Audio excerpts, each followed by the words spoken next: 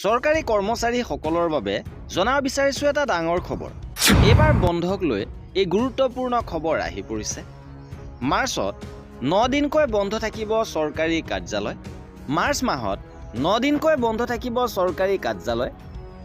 March মাহৰ বন্ধৰ সম্পূৰ্ণ তালিকা আপোনালোকক জনাব বিচাৰিছোঁ, কাৰণ মাৰ্চ মাহতে আছে দৌল যাত্ৰা, ঈদ উল ফিতৰ।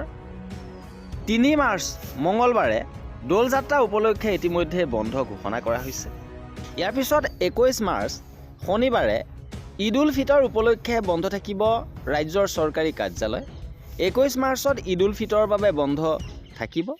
ইপিনে 1, 8, 15, 22 আৰু 29 মাৰ্চত দেওবাৰৰ বাবে বন্ধ থাকিব ৰাজ্যৰ চৰকাৰী কাৰ্যালয়।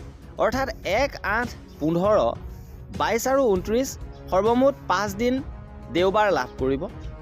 ইপিনে 14 মাৰ্চত মাহটোৰ দ্বিতীয় শনিবাৰ আৰু 28 মাৰ্চত মাহটোৰ চতুৰ্থ শনিবাৰ। সেয়েহে উক্ত দুয়োটা দিনত বন্ধ থাকিব ৰাজ্যৰ চৰকাৰী কাৰ্যালয়।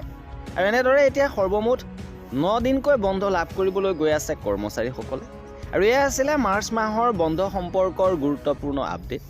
কৰ্মচাৰীসকলৰ সকলো খবৰ পাই থাকিবৰ বাবে আমাৰ চেনেলটো ছাবস্ক্ৰাইব কৰি ৰাখিব। ভিডিঅ'টো শেষৰলৈকে চোৱাৰ বাবে বহুত ধন্যবাদ।